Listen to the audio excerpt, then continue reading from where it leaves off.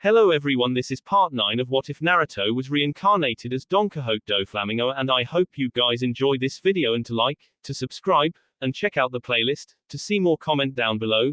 Now let's start the intro. They call me a god. They call me a god. They call me a god. He had been walking for a long time, seemingly forever. The trees passed him by, slowly as he stumbled further and further, no destination in mind, no salvation in sight. It was raining now, like so many days before. The winds would grow harsh sometimes, the chilly air and freezing rain biting at his skin through the rags that he had found in his travels. Even so, he didn't stop moving. How long had it been? How many sunrises had he seen, and how often had the moon looked down at him, pitying him? He didn't know anymore, he had lost count. But he moved ever onward, hoping for an answer, a reason to rest his weary legs. He stumbled through many towns, surviving off scraps and whatever else he could find. It wasn't a pleasant experience, but he had no other choice. His body was weak, frail even, and he had no way to defend himself anyways. He was not a fighter, and there was no chance that anyone would hire someone like him for any type of job. He had grown rather thin as the days went by, and the rags he had gotten had begun to wear down as they were battered by the elements. Through it all, no one had bothered to help him. After all, who would bother helping something so pitiful? His existence was a humiliating thing, and he had come to realize that there were few who would go out of their way to give him anything other than looks of pity.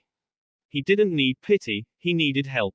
He continued to walk, coming across a large bridge. It was massive in size, probably one of the biggest structures the man had ever seen. It would be even more fascinating if he wasn't so hungry. Desperate to get to a nearby town, he moved across the bridge, aching for whatever treasures he could find in this town. He ignored the other passerbys, various merchants and travelers eyeing him with suspicion and concern. He ignored them, and just kept walking, not daring to look into their eyes and reveal himself. There was something about him, something about his face that unnerved those around him. It was the only thing visible underneath his clothes, the rest of him covered in torn cloth and bandages to avoid sickness and conserve warmth. He looked up ever so slightly, trying to find the end of the bridge. It was far, unfairly so. He could feel his body weakening, his stomach craving any kind of sustenance. It hurt. Still, he had to continue, he wouldn't die like this, not like this. Every part of his failing body refused to die in this way, as if it were yearning for a more fitting death, or perhaps a more fulfilling life. His eyes widened, his hands quickly jutting outward to catch himself as he stumbled onto the ground. His hands hit the ground, his arms almost immediately buckling under his own weight. His face hit the ground with a wet splat, the rain-covered concrete meeting his cool, pale skin. He laid there for a moment, his breaths labored as he tried to gather the energy to get up. His eyes watched the feet of the others, the various people walking around him, ignoring him. He felt tears sting his eyes, slowly falling to join the freezing rain. Why was this happening? Was he being punished? He blinked away the tears, his arms shaking as he pulled himself up and back onto his feet. His eyes narrowed with determination, moving at a slightly quicker pace. He leaned forward slightly, fighting through the rough winds as he slowly weaved through the moving crowd. He didn't know how long it took, but he had made it, his feet touching down on a dirt path as he stepped off the bridge. He smiled lightly, proud of what he had accomplished. It didn't last long. He moved through the small town that the bridge had led him to. It was more of a village really, with small wooden buildings and huts. Nonetheless, he had done this enough times by now, he knew what to do. He went into an alleyway, spotting a small dumpster behind a food stand. He moved quietly, looking around and making sure no one spotted him. His travels had taught him that townsfolk didn't appreciate people rummaging through the garbage, and it had gotten him into several scrapes and thrown out of a village or two. Seeing no one, he peered inside, his hands shaking but desperately shoveling into the container, looking for anything edible. It was disgusting, what little he had found was barely edible and tasted even worse, but it meant he would live, whatever that was worth. There was the crunch of gravel, causing his hands to freeze as his head swiveled around. His eyes were met with a fist, flying toward his face. He reared back, his hands coming out of the dumpster and flying upward to protect himself. He was too slow. The force of the punch sent him to the ground, pain exploding on his face. He fell to the ground, his eyes opening slightly to see his attackers and a couple others coming closer to him. They began to kick him, bruising his flesh and making pain swell throughout his body. He curled up, trying to protect himself as much as he could. He couldn't fight back, and he had been in this situation before. People in a state like his own, trying to find a way to survive. Or just some sick thugs looking for a way to pass the time. Either way, it didn't make the blows easier to handle. The attacks began to slow down, hands beginning to search him for whatever he had. One of them spoke up. "Oh man, I told you guys he wouldn't have anything on him." There was a more forceful kick landing as he finished his words, another voice taking his place. "Yeah, but I mean, look at him. Is it really that surprising? This guy's at rock bottom, I almost pity him." The kicking began to stop, the trio not finding anything on him. He looked up at slightly, trying to identify them through darkening vision. They looked down at him as well, the third one speaking for the first time. Hey, what's up with this guys? Hey, what are you kids doing?" The three looked over in another direction, shock and alarm appearing on their faces. Shit. Come on, let's go guys. They ran away, a large figure blurring past him to chase him down. He continued to lay there, his vision beginning to fade as the pain settled in his body. The figure came back, an older man wearing a straw hat. The man knelt toward him, his hand shaking him slightly. "Hey, you all right, kid?" He tried to speak, but he found he couldn't, weakness and fatigue taking over his body. Through the darkness, he saw a young boy appear, clutching the older man's sleeve as he looked down at his prone body. "Grandpa, what are we gonna do?" The grandpa looked at the child, before settling his gaze back on him. "We're taking him with us. Come on Inari, help me drag him up. I'll have to carry him on my back." He felt them move his body, trying to help them but not able to in the slightest. His eyes began to close on their own will, darkness enveloping his vision. His eyes opened, a steady rhythm of footsteps rumbling through his body. He was on someone's back, the old man's. He looked around seeing them walk through a forest. The old man noticed his waking state, looking back to gaze at him. "I see you're awake. Did you have a nice nap?" He nodded slightly, trying to speak but immediately abandoning the attempt, his throat dry and hoarse, ironic considering the rain that dripped through the leaves. The old man saw his struggles, and simply nodded toward him. "Don't speak for now. I'm taking you back to my house. We'll get some super food and drink in Ya, then we can talk." He nodded toward the man dizzyingly, closing his eyes and leaning against his shoulder, enjoying the steady rhythm of the man's steps. It was nice, being able to rest like this, to not have to worry about someone mugging him as he slept or sneak around bandits that littered the roads. It was a nice feeling. His eyes slowly opened, feeling the rain come to a stop. They had exited the woods, the sun appearing through the clouds and shining down on a small house, overlooking a small, blue pond.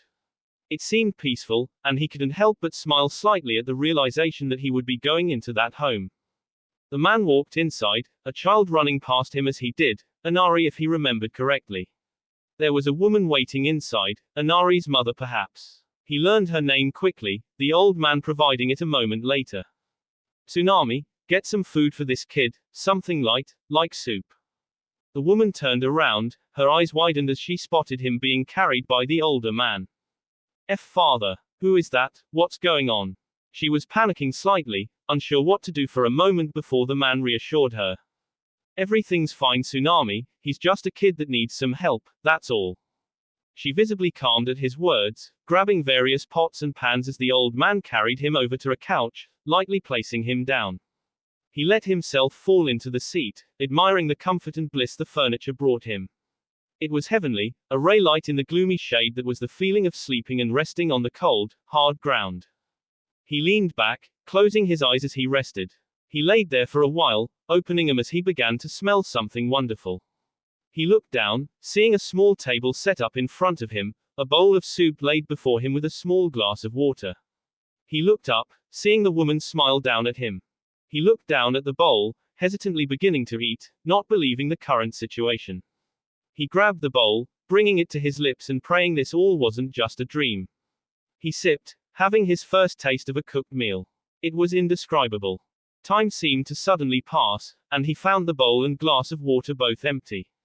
He looked up, slightly embarrassed at his actions. The old man had a wide grin on his face as he watched, Tsunami giggling into her palm. The man grabbed a chair, placing it in front of the small table in front of him. Well, now that you've eaten, let's introduce ourselves. My name is Tazuna, and this is my daughter, Tsunami. The boy behind her is my grandson, Inari. He looked at the small trio, nodding to them before looking at the old man, waiting for him to continue. They stared at each other for a moment, an awkward look appearing on Tazuna's face. Well, what's your name, kid? He tilted his head at the question, an answer coming to his lips. He cleared his throat, gently stretching his vocal cords. His voice was quiet and whisper-like, but the small family could hear them easily in the small room. My name is. He tried to answer, but he couldn't. Who was he again? He couldn't remember. The answer was there, he knew it was, but it simply sat there, just out of reach. Tazuna had a look of pity on his face. See, can you not remember? He looked toward the ground, shaking his head slowly. The room was quiet for a moment, everyone trying to think of something to say. Tazuna decided quickly. Well, that's fine. You can stay here with us for as long as you like, but this isn't a charity. As soon as we get some more food in you, you're gonna help around here, deal? He looked up, his neck disagreeing with the quick movement. That was something he absolutely couldn't refuse. It was an end to it, an end to the constant roaming and struggle for mere survival. He nodded his head, eager to show his acceptance. They smiled at him, Tazuna letting out booming laughter. Ha ha ha. Alright then, we have a spare bedroom in the house. That'll be your room. We'll come up with a name for you in a few days if you don't remember it by then, alright. He nodded, feeling hope spring up within for the first time in recent memory. It had taken several days until Tazuna had decided to let him out of the house. They were surprised at the recovery he had made though. His once skinny limbs and stomach had filled out quite quickly, and they thought he looked much healthier than before. Tazuna had decided to take him fishing in the nearby pond for now, just to get him outside again. According to him, he needed the sunlight badly. Whatever it was, he didn't really mind, happy to be able to enjoy moving and walking properly, the previous ever-present weakness and fatigue purged from his body. It was a relaxing experience, sitting on the dock with Tazuna, catching fish. He wasn't very good at it, having lost several fish and pulling up mostly random junk and litter. Still, he enjoyed it greatly, and couldn't help but wish that it never ended. Soon, the sun began to dim, and a heavy rain began to fall. He tried to pull up the tattered hood of his clothes, but quickly remembered that Tazuna and his family had gotten him actual clothes. He didn't have to worry about the rain long, something being placed on his head to block the rain. He looked over, seeing Tazuna wearing his straw hat, with an arm outstretched over his head. His eyes peered upward, seeing Tazuna place a hat on his own head, blocking the rain. A memory, a flash of images and sound. It was loud, bright and incomprehensible, a cacophony of noise and color that he couldn't understand. But, through it all, two things stood out. He looked over to Tazuna. I remember. Tazuna gave him a confused look. He smiled at the older man. My name? I think I remember my name. Tazuna gave him a great grin, a hand being placed on his shoulders and shaking him slightly. That's great. So, let's hear it then. He smiled at his enthusiasm, eager to tell the man his recollection.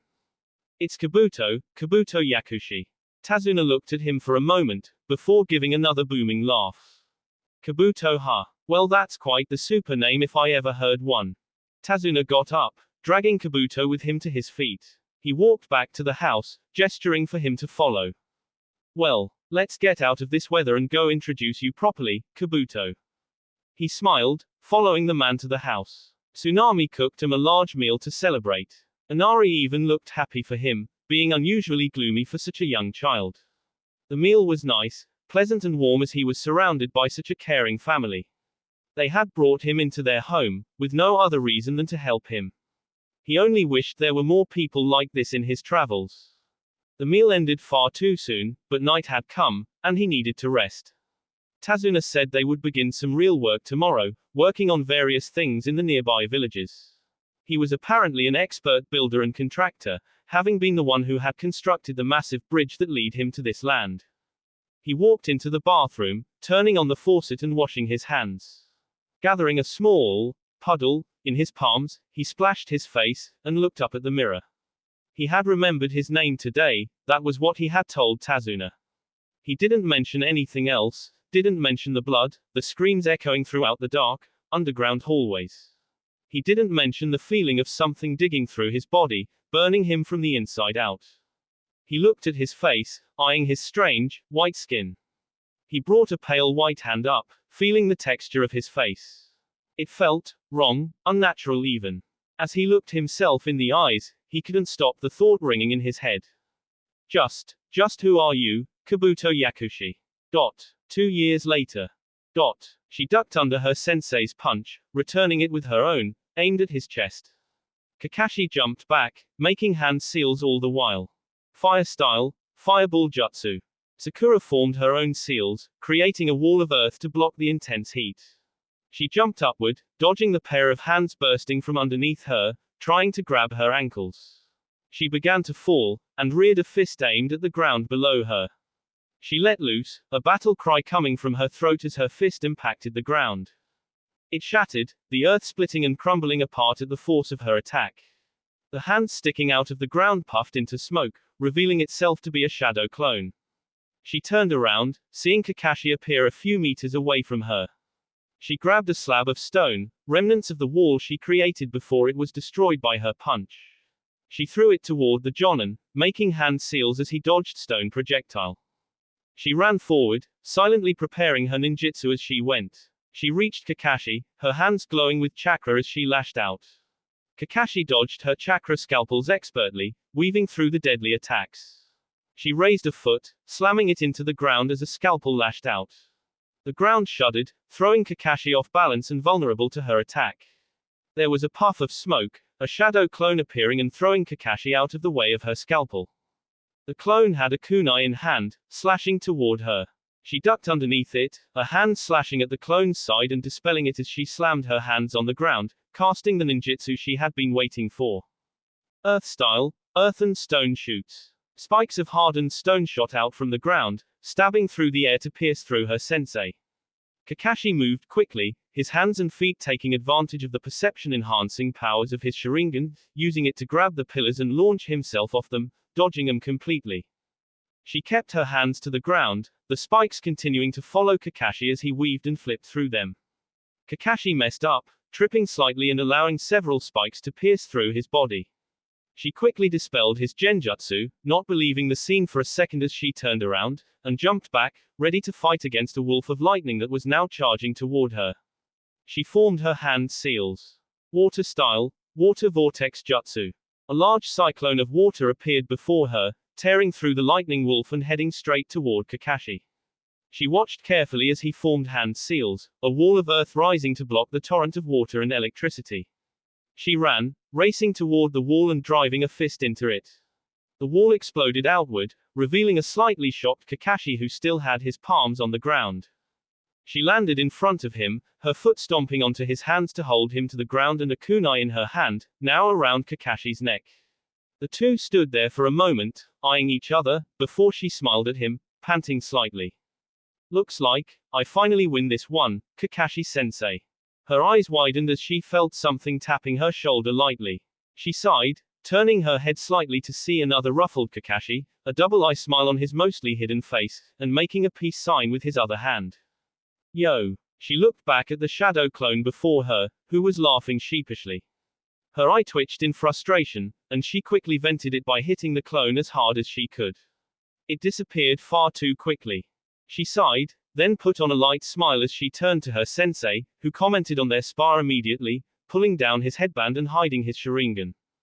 You've improved greatly, Sakura. Honestly, you could probably start testing to become a Jonin soon. You have a wide array of skills already, and you're only going to get even stronger at this rate. She nodded at her sensei, thinking about her spar and what she had learned in the past 2 years. Tsunade and Kakashi had driven her into the ground with all their training, and she was more than ready for it. Taijutsu, Genjutsu, Ninjutsu and Medical Ninjutsu, she took in as much as she could as quickly as she could. She needed to grow stronger. Naruto and the others were training right now, working hard to protect her and each other. She wouldn't let herself become some damsel in distress, she wanted to protect him too. She looked up to her sensei, happy that he was acknowledging her progress. Yeah, maybe, but I want to wait before I do that. After all, Naruto isn't even a jonin yet, and there's no reason to rush toward a promotion. He nodded at her, pulling his infamous orange book from his back pouch. True. Either way, you're making great progress. At this point, you just need to gain some more experience. You have all the techniques down, now you just have to get used to using them in combat. Though, it seems you have quite the talent at that as well. She laughed lightly at her sensei, stretching a bit and letting the adrenaline of the spar wear off. I guess we should call it quits for the day, huh sensei? He nodded toward her, giving a light wave as he prepared to leave. It would seem so. I'm going to be on a mission for a few days starting tomorrow, so don't expect to see me for a while. She nodded toward him, waving back as he disappeared in a swirl of leaves. She looked up, watching the sun begin to set over the tree line of the forest in the training ground. She began walking back to her apartment, eager to get home and relax for the rest of the night. She walked slowly, enjoying the slight breeze that went through the village. She looked around as she went, watching the various villages as they went about the day. It made her wonder sometimes, made her think what she would be doing if she were like them. If she never went to the academy, and instead became an ordinary citizen of the Hidden Leaf, where would she be? Perhaps she would be running a small stand or store, another everyday merchant trying to make a living. Maybe she would be dating someone instead of training every day or studying to become a great scholar. Maybe her parents would still. She opened the door to her apartment, walking in and turning on the lights. It was quite small, but that was fine, she didn't need much. Naruto had forced his sensei, Jiraiya, to give her a hefty sum of money so she could buy a new house, but she rented a small apartment instead. Part of the reason was to save money, the other part was so she wasn't left in a large home by herself. She removed the headband from her forehead and placed it on the dresser next to the bed. She took off her chunin vest as well, throwing it on the bed as she grabbed some new clothes from the dresser. She walked into the bathroom, turning on the shower and stepping inside. It felt nice, the warm water soothing her sore muscles. She stayed there for a while, relaxing blissfully in the warm water as she cleansed herself of the sweat the day's training and spa had brought. She turned the water off, stepping out of the shower and drying herself off. She stood in front of the mirror, drying her hair as she stared at her reflection. She still hadn't gotten used to it, the scars. Her body was covered in them, the burns that night's explosion had given her. It covered almost an entire side of her face as well as the majority of her body. They weren't nearly as bad as they were before, now only rough, pink skin. Still, it was dreadfully noticeable, and the only way she could hide it was to cover her face like her sensei, Kakashi. She refused to do that though. Tsunade had said that she wouldn't be able to heal the scars normally, but she could cover them with skin grafts. Ino, bless her, had offered to donate immediately, but Sakura refused the treatment. She couldn't cover this up, she didn't want to. These scars were a reminder for her, a symbol for what happened when she was too weak. Because she was weak, she never heard Kabuto enter her home, placing that explosive. Because she was weak, her parents were dead. Because she was weak, Sasuke had almost been taken from the village. She refused to be weak any longer. She refused to let what happened to her parents happen to everyone else. These scars drove her, reminded her that she had to go further, had to surpass her mentors. The only way these scars would go away, was if she healed them, no skin grafts, no loopholes. Tsunade may not be able to remove these scars, but, one day, Sakura Haruno would. That was a promise. She finished drying her hair, returning to her bed and properly hanging up her chunin vest. She prepared to lay down, only to raise her guard as her window opened suddenly. Gar. Calm down lady, it's just me. She relaxed as she saw who it was, letting the messenger toad inside as she kneeled toward him, smiling. Well Kosuke, what do you have for me this time? The small red toad reached behind him, pulling out a small scroll and a series of letters. It surprised her, normally Naruto and everyone else only sent a series of letters. This was the first time she received a scroll from them. The toad held it out to her, a small grin on its face. Got this for you this time. Looks like Naruto sent you something special. She took the letters first, setting them down and holding the scroll in her hands, curious. She looked back to the toad. Thanks, Kosuke, I appreciate it. The toad nodded, giving a small salute as it disappeared in a puff of smoke.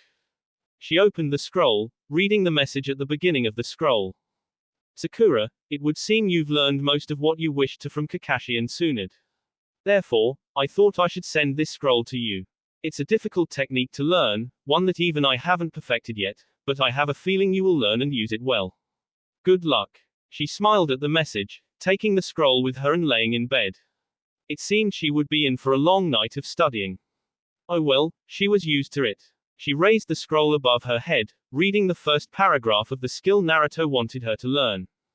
Humans are able to, from the hair on their head to their intestines, their toes, even to their most minute hairs, to concentrate their senses and stretch them to their limits, making it possible to control every part of their bodies. This skill is said to take 3,000 years to achieve, but those that do, are revered as one who has achieved enlightenment. This skill is known as life return. Doffy was laying on his back, looking up at the bright blue sky. The deck of the ship was warm on his back, and the sway it made as it traveled through the sea was oddly comforting. He looked over to his right, seeing Sasuke spar lightly with Jiraiya, and beginning to watch with interest. It was nothing special, plain taijutsu and nothing more. The two had an interesting dynamic. Sasuke was fast, very fast, and attacks with light attacks aimed at an opponent's weak points. Jiraiya was rather slow compared to other fighters at his level, but his attacks had weight to them. Jiraiya was larger than most of the population in the elemental nations, and he used it to his advantage, using powerful attacks that would beat down an opponent through pure force. The spar didn't last long, Sasuke losing to Jiraiya without his other skills to help him. Doffy got up, stretching as he did so. Temari came up from the underbelly of the ship, while Lee was steering, making sure they maintained their course, wherever that was. Doffy walked toward Jiraiya, who was helping Sasuke off the ground while laughing uproariously. Ha ha ha. It'll be a long while yet till you're able to beat me in a spar, kid. Still, you're getting a lot better. Doffy reached Jiraiya's side, grinning at him. It was quite strange, seeing how tall he was. Doffy seemed to have had a growth spurt, almost reaching Jiraiya's height now. He wondered idly if this was because of his previous life, his former 10-foot frame perhaps influencing his new body's growth. Would the real Naruto Uzumaki have grown this tall? Who knew? Still, he doubted he would ever come close to his previous height. His growth had already slowed considerably, and there weren't many that were taller than the white-haired sage. Jiraiya, just where exactly are you taking us, old man? The sage looked over to him, surprising him with a rather somber look on his face. Don't worry Naruto, you'll see. It'll be a while before we get there still, probably a couple hours. So, let's eat. I think it was Sasuke's turn to cook, right? The other two passengers made their way to them, Temari audibly groaning. Ooh. Can someone else cook, please? I'm starting to get tired of eating rice balls all the time. Sasuke visibly bristled at Temari, slightly annoyed at the criticism. Doffy simply laughed. Hey hey hey. Now, Temari, you know Sasuke is just trying his best. She gave him an exasperated look, hands waving in the air. But that's all he ever makes. And he puts tomatoes in them. Who puts tomatoes in rice balls? Jiraiya was laughing now, giving Temari a light pat on the back. Trust me girlie, after eating ration bars for a month straight, tomatoes in rice balls is practically a delicacy. But I can cook for you if you like. She glared at him. Yeah, no thanks. At least a rice ball is edible. Jiraiya fell to the ground comedically, feigning depression. Doffy grinned at their antics as Sasuke went through the small door on the deck of the ship, leading into the kitchen and dining room. They soon followed him and waited as Sasuke made the food. Doffy couldn't help but chuckle as Temari fumed, watching Sasuke slowly and carefully dice up several tomatoes. He spoke to her, pulling her attention from Sasuke. Temari, how is that new tempest kick of yours coming along? She blinked at him, surprised at the subject but grinning at him soon after. Pretty good so far. I just need to increase my strength a bit further, and then I'll have a really powerful attack. He nodded at her, proud of her progress. The two had been experimenting with wind chakra and the tempest kick, trying to combine the two for a more powerful attack. They had succeeded, but Temari wasn't satisfied with that.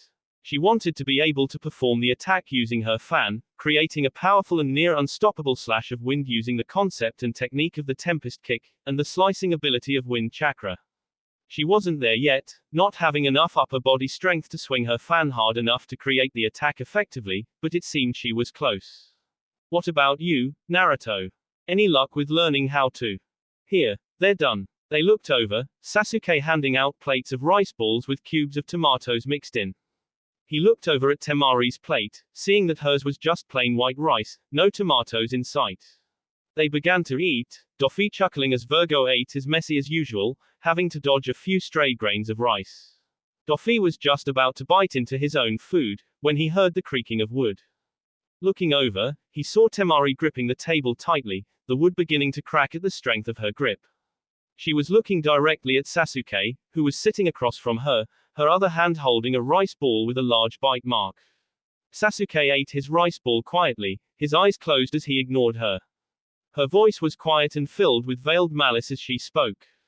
Sasuke, care to explain? She turned her hand, showing the side of the rice ball she had taken a bite out of. Looking inside, one could see a whole, bright red tomato buried inside the rice ball, with a large bite mark in it.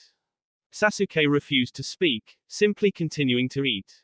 Temari snapped. Die. She lunged at the boy, who still hadn't reacted as Jiraiya quickly grabbed the girl, trying to calm her down. Doffy couldn't help but laugh at the scene, enjoying another entertaining meal with his family. They had reached land, and Doffy would finally see why Jiraiya was so insistent on visiting this place. They had walked for a while, going toward the center of the island they found themselves on. Eventually, they had reached a large village. It was empty. More so, it had been destroyed. The buildings had collapsed, the wood rooting away with burn marks evident. There were bodies everywhere, skeletons. They were everywhere, littering the open path they were using and clearly crushed underneath the rubble of destroyed buildings. Many of them were small as well, suggesting they were mere children. Doffy walked up to one, kneeling to examine it. The clothes it wore had clearly degraded over time, but there was still something that had stood the test of time. He grabbed it, pulling it off the skull of the corpse, a headband with the engraving of a spiral inside of a circle. He rubbed it with his finger, brushing off the dirt and dust. He looked over, hearing footsteps as Jiraiya walked over, standing next to him as he stared at the destruction. Jiraiya, where are we? The sage was quiet, seemingly pondering his next words. This is all that remains of the hidden Edi village, the home of the Uzumaki clan. Doffy's eyes widened at his words, looking back down at the corpse at his feet. What happened? Jiraiya began to chuckle lightly, but it wasn't out of amusement. What happened? I wish I knew, kid. Doffy stood up, his eyes narrowing at the sage. What are you talking about? Tell me what happened here, Jiraiya. Jiraiya sighed, looking down at the ground. A long time ago, the Uzumaki and Senju clans were rather close. So, when ninja villages were established, the Hidden Leaf and the Hidden Edi quickly formed an alliance. The Uzumaki were powerful, Naruto, possessing incredible vitality, immense chakra and the genius and intellect needed to create powerful sealing techniques. Jiraiya stopped for a moment, letting his words sink in before continuing. But, one day, the Uzumaki were invaded, and their village was razed to the ground. To this day, the Leaf still isn't sure what happened to them. We received no word from them, no request for aid, and no one had reported seeing an invasion force approaching. One day, the Uzumaki were our strong and close allies, the next, they were wiped from the face of the earth. Doffy looked over at the destruction, hearing everyone else listen to Jiraiya's story, fidgeting slightly. Why did you bring us here, Jiraiya? Why did you bring me here? Jiraiya turned toward him, looking directly into his eyes through his sunglasses. It was always a dream of Kushina's, to bring you here and teach you about the history of your family. She and your father wanted to teach you the Uzumaki sealing techniques, but they never had the chance. So, I brought you here in their stead. Doffy was silent as he looked at the sage, contemplating what to do. Jiraiya rarely talked about his parents, but that was more because Doffy never asked. He never knew what to think about them, the ones that had brought him into this world. He didn't know what they were like, his only memory of them being blood-red hair. Still, if what Jiraiya said was true, they seemed to care deeply about their family, and that was something he could reciprocate. You said they, my parents, wanted me to learn our family's sealing techniques. Jiraiya nodded, and Doffy grinned. Then show me. He walked down the hallway, the sound of his cane hitting the floorboards echoing throughout the compound. 2 years, it seemed that was how long it took. It was better than he feared, but worse than he had hoped. Shisui's Sharingan was a powerful thing, able to implant thoughts, suggestions and memories into a person's mind without them ever being aware of it. It was truly a powerful tool, and when Danzo had heard of the technique, he knew he had to have it. But, there was a problem, he wasn't completely sure the limits the technique had, and he was a man that did not like to leave things to chance. When he acquired Shisui's Sharingan, he was unable to use its incredible Koto Amatsukami. When he had heard rumors of the technique from his spies in the Uchiha clan, he decided to take the eyes for himself. It could have been just a rumor, but the idea of having such a powerful ability was too great to pass by because of uncertainty. For years, he thought the rumors were indeed false. He could activate the Mangekyo Sharingan, but it had no special properties except for enhanced abilities that the regular Sharingan had already displayed. But, 2 years ago, that had changed. It was strange, a feeling in the back of his mind, an instinct telling him how to activate the technique. He didn't know why this had changed, but he imagined that it had a time limit of some sort, a limit on how many times it could be used within a certain period. The problem was, Danzo had no idea how the technique truly worked. The eye seemed to give him a sort of instinctual way to use the technique, but it was vague. He guessed that an actual Uchiha would have a greater connection to this instinct, but he was not an Uchiha. He would have to learn the old-fashioned way. So, 2 years ago, he used the technique on Asuma Sarutobi, testing his ability and how much he could influence others. When he first began, he considered simply intensifying his mistrust of Naruto Uzumaki, but considered that far too simple. Instead, he made Asuma appeal more to his own philosophy and beliefs, turning him away from Hiruzan's teachings and trying to gain the Jonin's loyalty. It worked, but only barely. Asuma Sarutobi respected him now, but didn't serve him, didn't become his loyal follower. Still, it would give him something to work with later down the line. Before, there were certain lines that Asuma wouldn't cross, his morality and upbringing not letting him. Now though, Danzo was far more confident that Asuma would do what must be done, if he pushed the man far enough. The experiment had given him valuable information.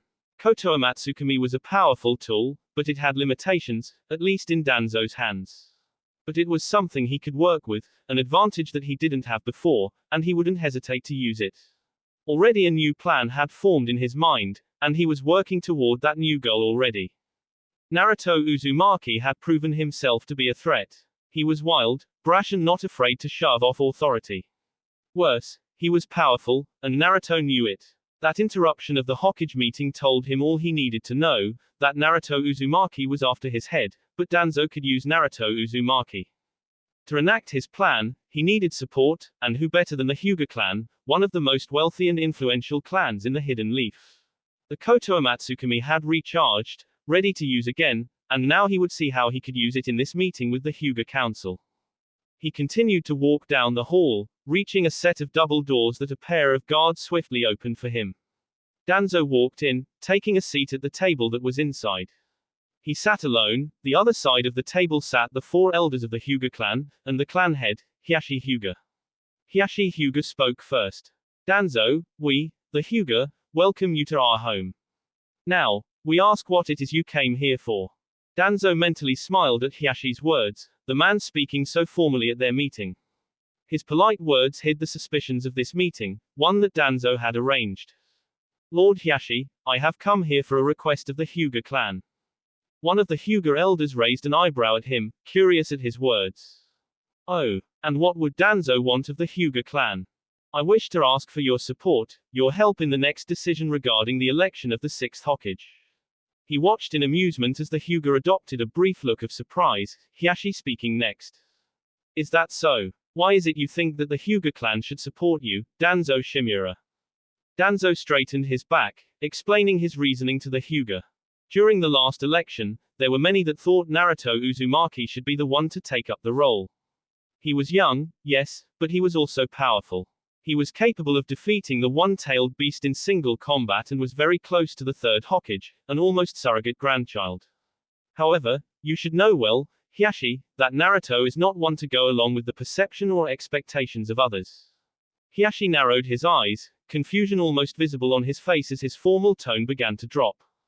And what do you mean by that, Danzo? He nodded toward the younger man, continuing. In the past, the Hokage have stayed out of the affairs of the clans, believing it was not their place to interfere with their beliefs and customs. Naruto has shown to be friends with both Neji and Hinata Hyuga, members of your branch family. Should Naruto become Hokage, and these two ask for help in eradicating the caged bird seal, a man like Naruto Uzumaki would not hesitate to remove it by force. Is that what you are saying, Danzo? He nodded at Hiashi, waiting for their reply. The 5 Hyuga stood up, one of the elders speaking. We will discuss this in private briefly. Wait for our return. They didn't wait for him to answer, stepping out of the room. They were gone for several minutes, eventually returning and sitting back down. So, what have you decided, Hiashi? The man was silent for a moment before speaking. Danzo, what has to be remembered is that Naruto interrupted that meeting because of you. He was looking to confront you, and no one else. He has shown no contempt for the Hyuga clan or any other clan for that matter. Therefore, there is no evidence that he would perform such an action if he were to become Hokage. With this in mind, we have decided to decline your request.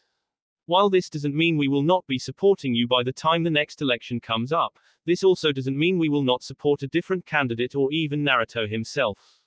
Danzo nodded toward the man, not too surprised at the result.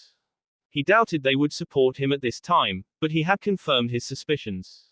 The Hyuga thought they were untouchable, but he knew that he could change that, and prove that Naruto wouldn't hesitate to do exactly as he said.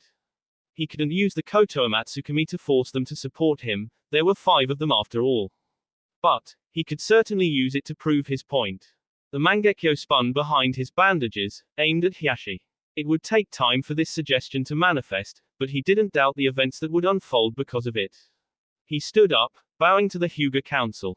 Very well, thank you for your time. He turned around, and walked out of the Hyuga compound, knowing that when Naruto returned to the village, he would soon be adding the Hyuga to his list of allies. He jumped through the air, his speed making the wind sting his eyes slightly as he rocketed toward his opponent. His leg blurred as he kicked at his opponent, his leg covered and saturated in lighting chakra as he did so. His opponent blocked it with his arms, a shockwave appearing in midair as they clashed. Sasuke pushed, trying to knock Lee away, but the other boy was too strong. Lee grabbed his ankle with the arm he was using to block, pulling him closer while using his other fist to punch at Sasuke. Sasuke saw the attack coming, quickly making to block the attack with his arms.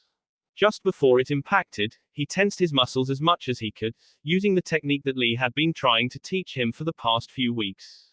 Lee struck, the force of his attack sending him hurtling toward the ground. Sasuke kicked off the air, slowing his descent and landing on the ground, looking upward as Lee followed. Sasuke stood there, waiting for Lee while examining his arms. The punch had still hurt slightly, but he knew it had worked. Normally, an attack like that would send pain going up and down his arms. Lee landed in front of him, his arms behind his back as he walked closer. It would seem you are now able to use the iron body technique effectively. Sasuke nodded toward him, smirking slightly. Yeah, it's pretty difficult though. So, what's next then? Next, we shall continue to train you in the iron body technique. You now know how to use it defensively, but it can be used offensively as well to enhance the power of your attacks. Sasuke glanced down at his hands, activating and deactivating iron body to test something. I see, since I can't move during, I have to be already moving when I use iron body, or quickly begin using it as I attack. Lee nodded toward him, Sasuke sighing slightly. That would be tough. Iron body took a lot of concentration and stamina. Using it so quickly like that wouldn't be easy, and it was something he could only train while he was fighting someone if he wanted to do it effectively. Still, it was a powerful technique, enhancing his strength and durability to great levels. With it, he could take on even some of Jiraiya's blows, though the sage didn't seem to worry about, implying he had something else up his sleeve. Probably whatever Naruto was trying to learn from those weird toads. He looked back up toward Lee, getting into a fighting stance. Shall we continue then? Sasuke nodded toward him, rushing at Lee with a punch hurtling toward him. Lee dodged it, his own punch lashing out toward him. Sasuke saw his chance, sending his other fist out to match Lee's, and hardened it with Iron Body just before impact, his lone Sharingan helping him get the timing down perfectly. He flinched slightly, the impact of their fists making the bones in his arms rattle slightly. Lee sent another punch, Sasuke following suit and meeting it with his own. This continued for a few seconds before Sasuke jumped up, sending a kick toward his current mentor. He channeled lightning chakra through his leg, increasing his speed and giving his attack more power. Lee brought his arm up to block it, and Sasuke once again hardened his muscles just before impact. His eyes widened as the lighting sputtered out, Lee easily blocking the attack. He landed on the ground, now looking at his leg curiously. You seem to be quite talented with Iron Body, your Sharingan helping you use it at the most crucial times and conserving your stamina. Though it seems you cannot use those lightning-enhanced attacks you like so much while you use it. Sasuke nodded toward him, thinking about what had happened. His use of lightning chakra had improved greatly over the years, mainly because he had helped Naruto train in its use. Eventually, he had gotten to the point where he could coat his limbs in lightning, enhancing his speed and durability. He wasn't the only one capable of doing this. According to Jiraiya, the fourth Raikage was famous for his use of his lightning armor, and that was no doubt more powerful than his own lightning enhancements. But, if he could combine that with the Iron Body technique. We should stop for today, it seems that there are things you wish to think about for now. Sasuke looked up, Lee interrupting his thoughts. He nodded toward the older boy. Yeah, that's fine. I was just thinking what all I could do with this new technique. They began to walk back to the ship. They had been staying at the Land of Whirlpools for a while now, though they may be leaving sometime soon. They couldn't stay forever, they didn't have enough supplies, and Jiraiya seemed to have more places to visit before their return to the Hidden Leaf. He looked over to Lee, thinking about how everyone's training had been going. He himself had improved greatly, Naruto himself training him most of the time. It seemed that Naruto and Lee were incredible martial artists, creating these techniques that he had never heard of, and achieving physical power that was almost unreal. Leg strength so great that one could kick of the air, seemingly teleport from one place to another or create blades of wind that could cut through a building. Muscle density that could be used to make themselves as hard as iron, while being flexible enough to bend their body to dodge attacks. Hell, even the damn fingers were deadly, using them as spears to pierce through opponents. Sasuke had learned a few of these techniques, mostly focused on the ones that required improving his legs. He was a fighter that relied on speed, so techniques that let him travel quickly such as moonwalk and shave were very appealing. He also learned the Tempest Kick, or Storm Leg, and was now working toward Iron Body. The training to achieve these techniques was brutal, and the only reason that he learned the techniques so quickly was probably due to his Sharingan. It let him copy and analyze how Naruto and Lee were using the techniques, meaning he only had to acquire the strength necessary to perform them, and not the skill. Iron Body was different though, he couldn't merely copy that technique and had been training day and night to achieve it.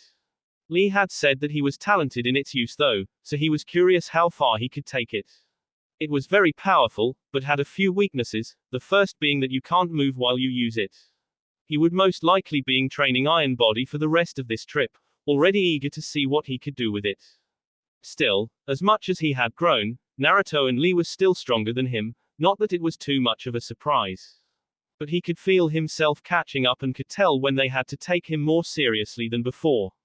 The two still had techniques that they didn't wish to teach them, the ability to further enhance their body and predict their opponent's attacks. According to them, it was extremely difficult to learn, and if these two were saying that, then it had to be true. He didn't let it bother him though, more than happy with the skills they were teaching him.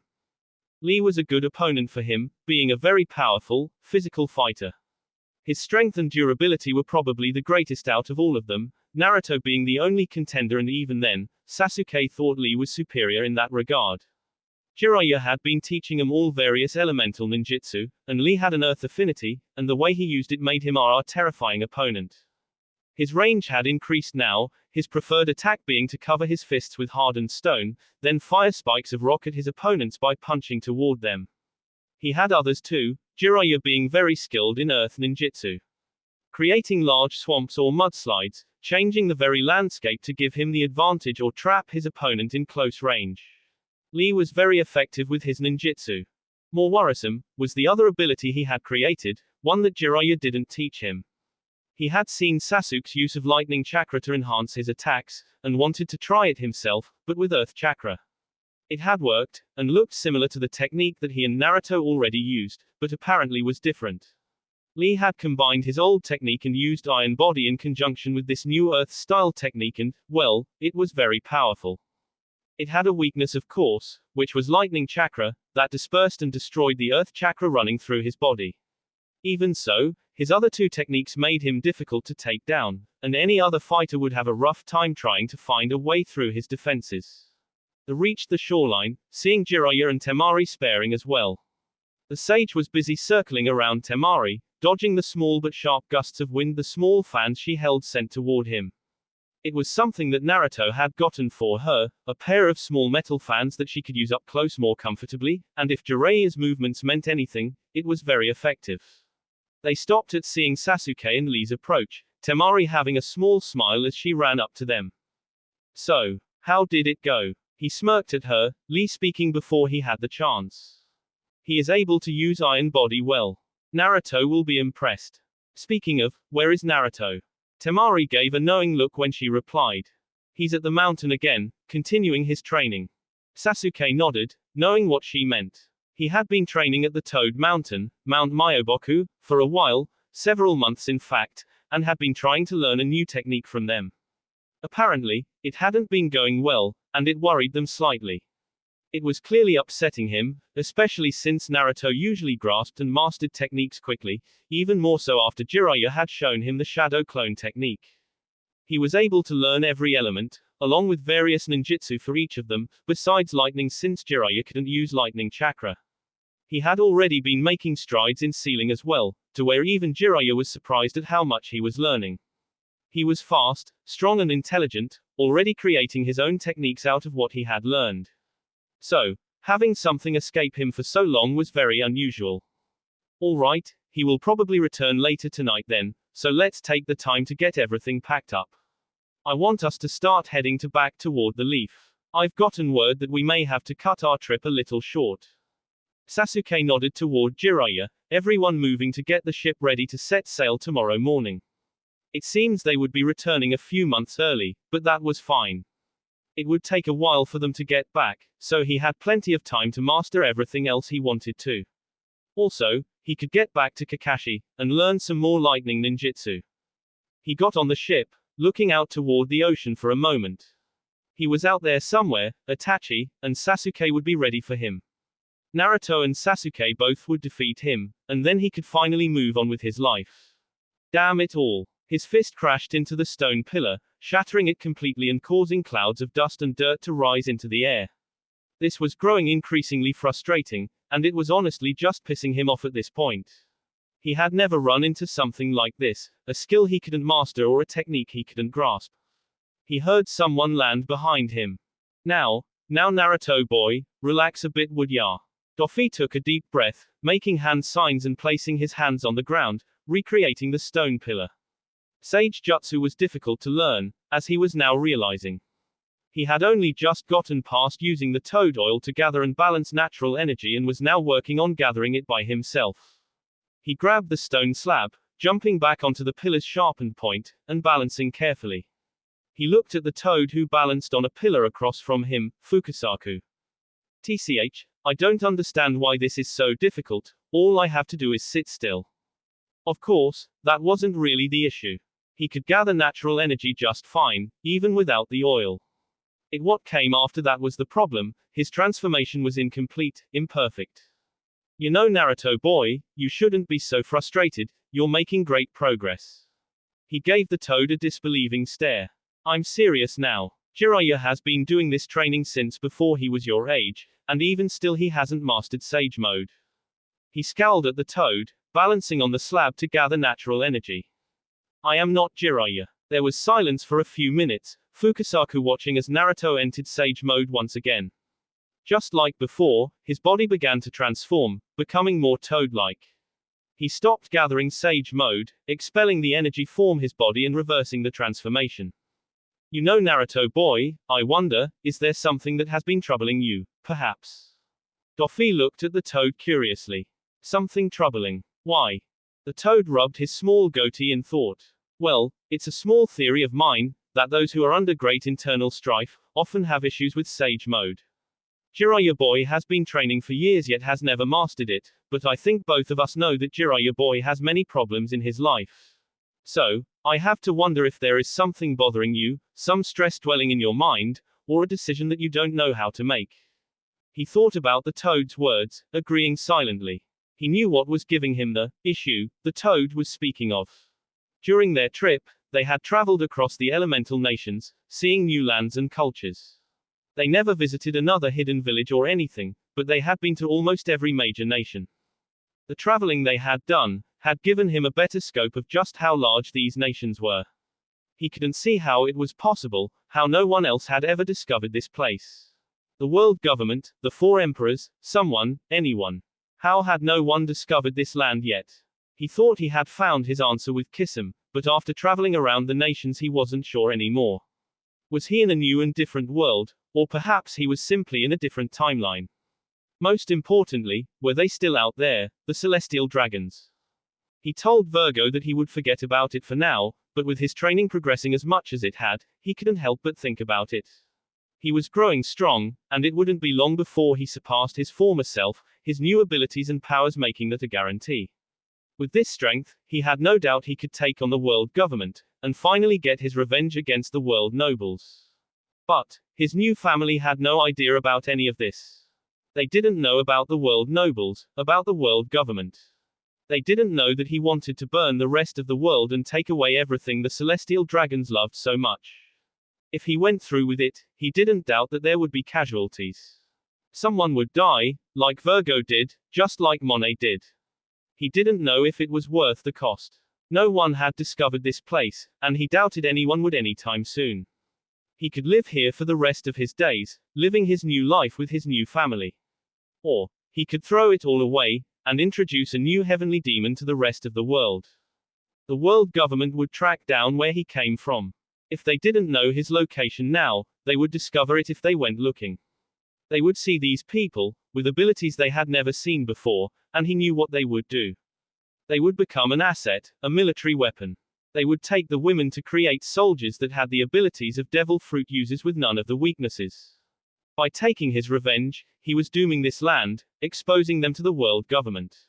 He had dreams about it, Temari and Sakura's reaction when they found out that he was considering it, and he hated it. He doubted they would join him, or if they did, they wouldn't agree with it as wholeheartedly as his previous family did. They didn't know anything about the rest of the world or what they had done to him, so they wouldn't understand his reasoning. He looked at the toad again, not answering his question. I should get back to everyone else. Fukasaku nodded toward him. If he offended at being ignored, he didn't show it. Yes, it's starting to get late. I'll take you back now. The toad made several hand seals, a plume of smoke appearing around them both. When it cleared, he was back on their small ship, everyone else moving small boxes into the lower deck. He looked toward Jiraiya. Are we leaving, then? The sage nodded, putting away a small notepad he had been scribbling something down on. Yeah, we're gonna start heading back to the Leaf. We'll probably be getting back a month or two early as well. He nodded as Temari came out from the lower deck, walking toward him with a smile on her face. Yeah, and Sasuke was able to learn Iron Body today, and I was finally able to complete that technique of mine. He grinned toward her, happy to hear the news and slightly surprised as well. Iron Body was one of the harder techniques to learn even though it was very simple in practice. Temari's new Tempest Kick, or rather Tempest Fan he supposed, was something he was eager to see. You'll have to show me it tomorrow, but for now let's go eat. Lee can make food this time. They finished packing and readying the ship, then headed to the kitchen where Lee made food for everyone. He was probably the best cook out of all of them honestly. Doffy sat down when Lee was done, looking around as he ate. It brought back memories, there was less food and it wasn't as extravagant, but he couldn't help but remember the large feast he used to have with everyone else. He always enjoyed it, watching his family interact around him. He always made sure to sit at the end of the table, to make sure he could see every single one of them. He eyed the two empty chairs that he left out, one for Sakura and another for Gaara. He wanted to come back and get Sakura, but she had apparently been growing quickly under Kakashi and Tsunde's tutelage. Instead, He began to send her scrolls explaining how to use some of the 6 powers. Gaara had become Kazekage recently, according to Jiraiya's informants, and it didn't surprise him. Gaara had also been sending letters to Temari and had taken up his own training routine. Like Temari, Gaara had been trying to increase his ability in close-range combat, relying less on his ultimate defense than he did before. They were all growing stronger, and Doffy doubted his family would stay as small as this. More would come, and more would join him. He looked down at the table, seeing that it was almost completely full. If he wanted to have a bigger family, he would need a bigger table as well. A small apartment wouldn't cut it anymore. He refused to let his family live too far away after he returned. Gaara was an exception, but he wouldn't let another incident like Sakura's happen again. He tried to think of how to acquire the money for such an expense. He wanted a large house, a mansion that everyone could live in together, instead of the collection of homes that many clan compounds had. He could get back into the black market like he had done before, but that wouldn't be very possible at this point. It would require him to be in 2 places at once, and while he could use shadow clones to do this, he didn't trust them to be able to last if he needed. They would most likely be separate for several weeks, and he wasn't sure if a clone could last that long. Not to mention the memory overload a shadow clone that was around for so long would bring after being popped. His best bet was to ask Sasuke to use the Uchiha compound, so they would have the land, and then ask Jiraiya for the funds to build his new home. The man was extremely wealthy, and he used very little of his money for his own purposes, mostly just for living expenses. The man would be able to finance him very easily, especially since the Uchiha compound was practically free, along with having all its utilities paid for. There were benefits being one of the founding clans of a hidden village, after all. They finished eating, Jiraiya speaking to him from across the table. Naruto, come with me for a second, I want to talk to you. He raised an eyebrow at the sage, seeing a rare, serious expression on Jiraiya's face. They walked back onto the deck, Doffy sensing Temari and Sasuke leaning against the door leading outside, trying to listen in on the conversation. Jiraiya leaned against one of the rails, looking out to the ocean. Doffy joined him. What's this about, Jiraiya? The sage smirked as he reached into his vest, pulling out a small black book, and tossing it over to him. Doffy caught it, opening it up and reading the contents. It was filled with information, names of various people along with passcodes and locations. He looked over at the sage. It's your now, kid. In that book is information on how to contact every spy and informant I have. In the back is the info you need to access your new bank account.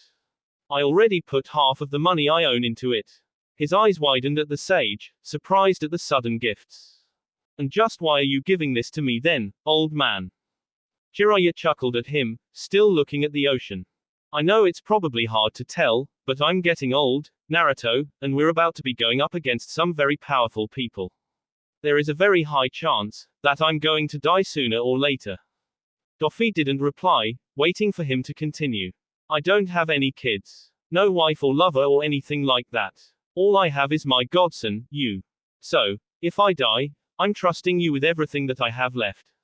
All my money, my spy network, every business and home that I own, all of it. I already talked with the toads as well, and they'll be giving you the summoning contract after I pass.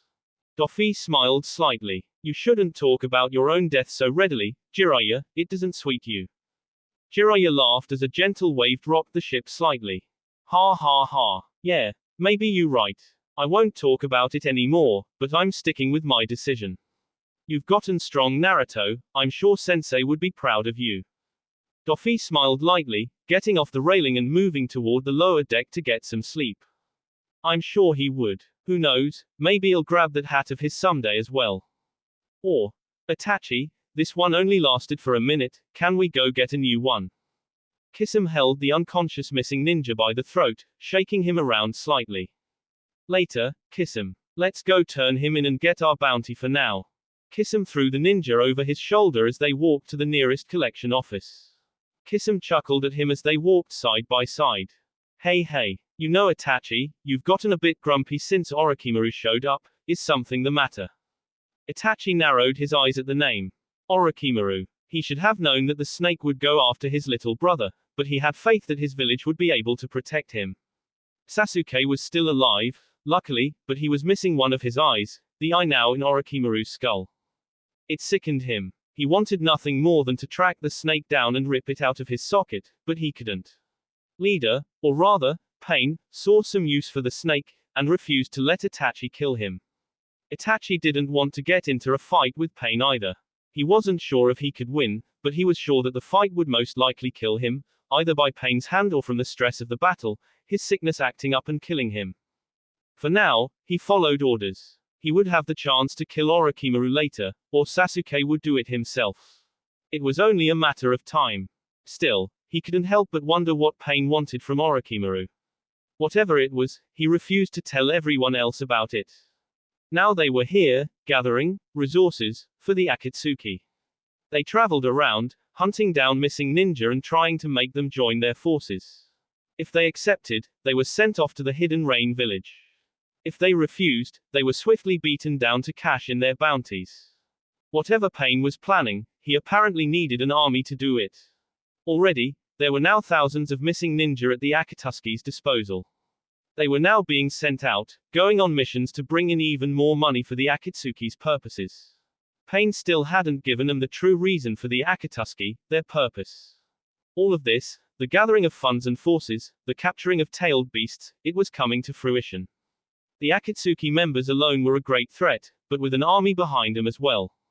Things were becoming dangerous. Are you still awake, Itachi? He was thrown out of his thoughts at Kisam's words, forgetting that Kisam had asked him a question earlier. I'm fine, Kisam. I simply do not trust Orochimaru, that's all. Hey ha. Well, I can't blame you really. Wasn't he your old partner that tried to kill you? Itachi nodded, continuing along the pathway. He had caught Orochimaru by surprise that day, him having underestimated the Sharingan. That day, he saw a type of obsession in the snake, and he thought it was aimed toward himself. Now, he knew that Orochimaru was after the Sharingan itself. He knew that Orochimaru would eventually betray them, going after his eyes once again. The reason he went after Sasuke was because he didn't want to face him.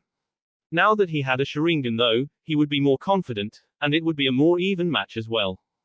As much as he didn't like it, his eyesight was worsening, along with his sickness. He wouldn't last much longer.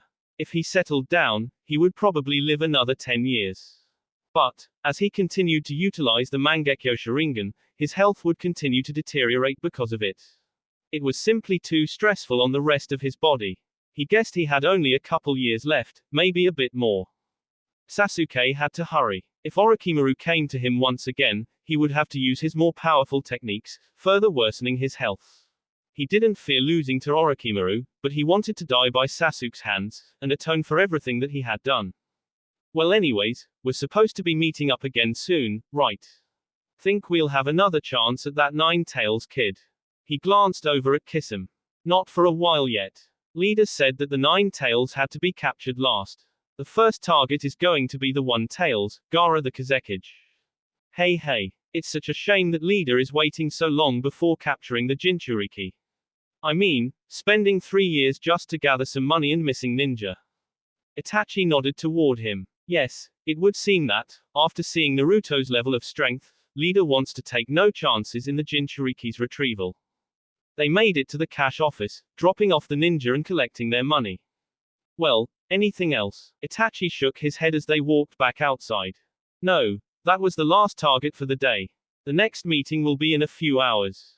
Man, finally capturing a Jinchuriki after all this time. I simply can't wait. Which one do you think we're gonna get?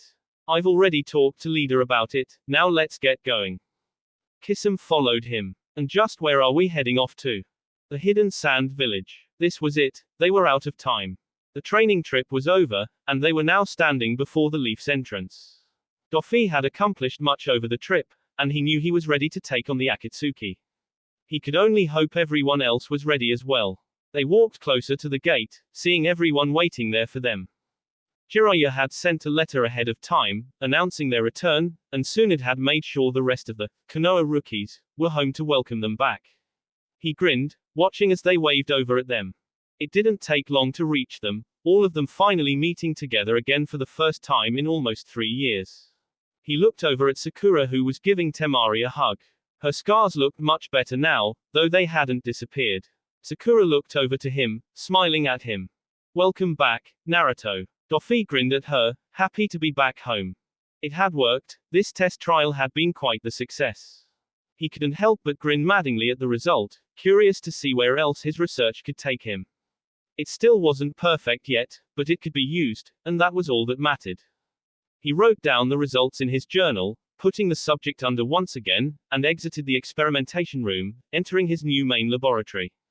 It was all state-of-the-art equipment, and it was something that he was beginning to get comfortable with. Pain was certainly a very wealthy man.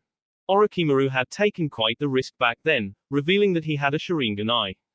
Of course, he approached the meeting using the ring that Pain had given him, and that he had later stolen. The risk involved Itachi, of course. He knew that Itachi wouldn't go against Pain's orders, so if Pain saw use in Orochimaru, Itachi wouldn't hunt him down for his brother's eye. The two spoke in private, Orochimaru telling Pain what he could offer, and Pain accepting his proposal. There were several restrictions placed on him, of course. He was brought to the Hidden Rain village, where Pain had given him a lab to perform his research. He wasn't allowed to leave, nor would he be meeting the other Akatsuki members either, but that was fine with him. He knew he could escape from here if need be, though he had to avoid a fight with Pain at all costs. He didn't dare think of fighting the man, the one who possessed the eyes of the Sage of the Six Paths. It was in his best interest to simply wait things out and wait for an opportunity to gather Itachi's Sharingan. The Sharingan was a powerful tool, and he couldn't help but revel in things he had learned. It revealed so many things and granted him so many advantages he didn't possess before now. The ability to see chakra, to see and watch his experiments at such a slow rate, memorizing every event with perfect clarity along with vision that let him see them happen at the cellular level. It was extraordinary. He had begun to experiment with the Sharingan almost immediately, trying to find the best way to maximize its potential. He found one, and very quickly as well, when he was applying his usual modifications to his new body. As soon as he implanted himself with Hashirama Senju's cells, the Sharingan's abilities clearly improved. There was a link there. Somehow, the Senju cells could augment the Sharingan, though he didn't know why. He began infusing his body with as many as he could, but he was careful about it. He was never able to make the majority of someone's body from the Senju cells successfully, the subjects dying or becoming brain dead soon after. Even his experiment to clone the legendary ninja had failed. Still, there was some success in the practice. Danzo's limbs were made entirely from the cells, and he was able to use the limbs just fine. It would take more experimentation, and a lot of luck, but Orochimaru was sure that he would be able to find a way to make a body completely made from Hashirama's cells and make the Sharingan as powerful as possible. Once he did that, it was only a matter of gathering Naruto's body, and using his genes to find out what made him so powerful. He had no chance of simply taking Naruto's body. There was the 9 tails to contend with, along with the rest of the Akatsuki. But a clone or finding out how he was so strong in the first place. That was more than possible. Lord Orochimaru, we've found what you've asked for. There was some difficulty gathering them, as we had to avoid a ship traveling to and from the island. He looked over to the ninja, a servant that he didn't bother learning the name of. He grabbed the scroll in his hand, waving off the messenger. He opened it, unsealing the contents within. Waving away the plume of smoke, he looked down at the ancient documents of the Uzumaki clan. He began reading, soon putting the pieces together. This was what he needed, the instructions required to break the third's curse. With this, he could finally regain use of his arms, and fully utilize the Sharingan, not that it mattered too much at this point. He set the ancient text down, walking up to the large vat filled with a clear blue liquid. He couldn't help but grin at what he saw. Yes, one could tell with just a glance that it wasn't perfect yet, but it would be more than enough to satisfy Pain. Pain was building an army, and he wanted Orochimaru to make them powerful. With these, he could become truly unstoppable, and let Pain think he was still in control for now. He looked down into the vat. He reached into the vat, carefully pulling one of them out and holding it in a closed palm. His earlier experiment had been the first success yet, after using almost 100 of the missing ninja that Pain had brought him. The latest subject hadn't been overwhelmed by Hashirama's cells, and though it was nowhere near as powerful or efficient as a normal one, it still worked perfectly. The coloring was off, but that mattered little, it was just an after effect of cloning with Hashirama's cells. Besides, this was just the first step in his path to achieving his goal, to learn everything the world had to offer. It wouldn't be long until he perfected it. He opened his palm, grinning at the white Sharingan eye that rested within, eager to unlock its secrets. That will be it for this video. If you want more, comment down below, like, subscribe. And see you guys later.